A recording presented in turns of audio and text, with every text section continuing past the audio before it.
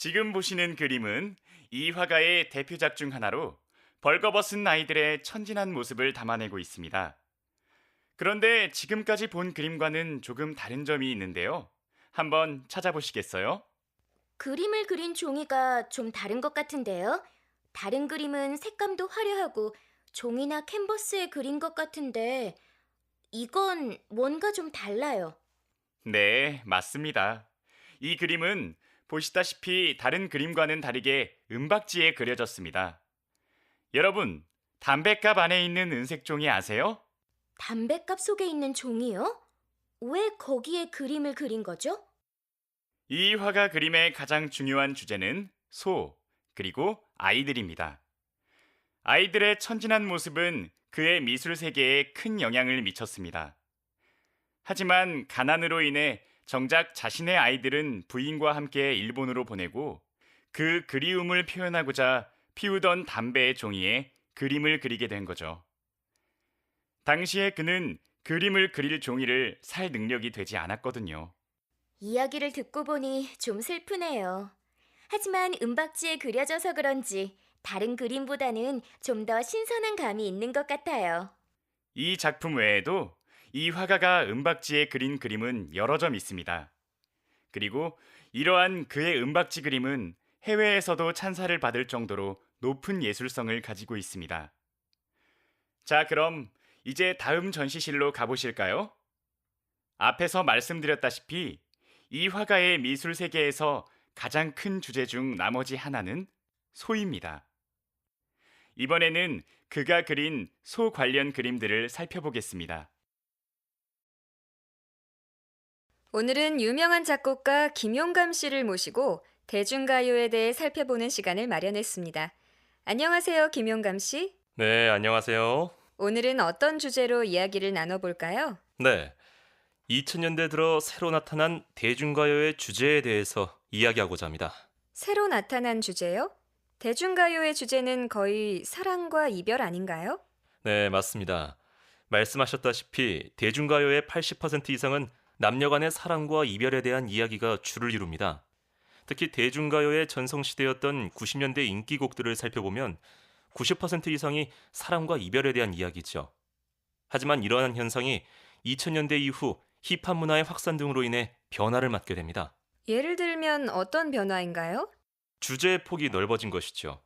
단순한 사랑과 이별 이야기에서 벗어나 꿈이나 희망 또는 일상의 사소한 풍경, 나아가 사회 문제까지도 대중가요의 주제로 나타나게 됩니다. 그렇다면 이렇게 다양한 주제가 나타난 원인에는 또 무엇이 있을까요? 그만큼 현대 사회가 복잡해지고 다양화되었다는 뜻이겠죠. 물론 사랑과 이별이 모두가 공감할 수 있는 가장 보편적인 주제라는 사실은 변하지 않았습니다. 하지만 이것 외에도 사람들은 다양한 문제에 대해 고민하기 시작했고 그것을 음악으로 표현하게 된 것이죠. 그러네요. 처음으로 힙합 음악에서 사회를 비판하는 내용의 노래를 들었을 땐 낯선 감이 있었지만 그런 노래들을 통해서 여러 문제에 대해 생각해 볼 수 있었던 것 같아요. 네, 맞습니다. 또한 우울한 현실을 이길 수 있는 희망적인 노래들을 통해 위로를 받기도 하고요. 네. 그럼 이쯤에서 말씀하신 것과 같은 주제의 노래를 한번 들어보도록 하겠습니다. 오늘 문화산책 코너에서는 색다른 전시회를 소개해드리고자 합니다. 하루에도 여러 번 듣게 되는 대중가요는 우리에게 가장 친숙한 예술 분야입니다. 이런 대중가요가 미술과 만난다면 미술도 더 쉽게 다가오지 않을까요? 많은 사람들이 공감하는 이 노래와 함께 마른 꽃 그림이 그려져 있습니다. 노래와 함께 그림을 바라보면 노래도 그림도 더욱 가슴에 와닿습니다. 이번 전시는 미술관의 문턱을 낮추고자 대중들이 쉽게 공감할 수 있는 대표적인 대중가요와 함께 곡에 맞는 그림이 전시되어 있습니다. 그림을 감상하며 동시에 음악을 들을 수 있습니다. 그뿐만 아니라 마지막 전시실에는 가수 나언과 영화배우 하정우의 미술작품도 전시되어 관람객들의 관심을 모으고 있습니다. 이번 전시는 다음 달 말까지 서울미술관에서 열리며 전시장은 설렘, 사랑, 이별, 세 주제로 구분되어 있습니다. 또한 다른 미술관과는 달리 관람객이 전시 작품을 자유롭게 사진으로 찍어 공유할 수도 있습니다. 이번 주말 사랑하는 사람의 손을 잡고 특별한 전시를 관람해 보는 것도 좋은 데이트가 될 것 같지 않으세요? 안녕하세요. 저는 인터뷰를 담당하게 된 숭실대 4학년 이연두입니다. 네, 안녕하세요. 저는 연극 강타를 기획한 문준일입니다. 강타는 한국을 대표하는 공연이 되었는데요. 어떻게 처음 강타를 기획하게 되셨어요? 처음에는 무언극이라는 장르에 끌려서 이 연극을 구상하게 되었어요. 그런데 주변에서 반대가 심했죠. 대사 없는 연극이 어디 있느냐? 보나마나 관객이 찾지 않을 것이다. 라는 의견이 지배적이었습니다. 하지만 저는 그런 편견을 깨고 싶었어요.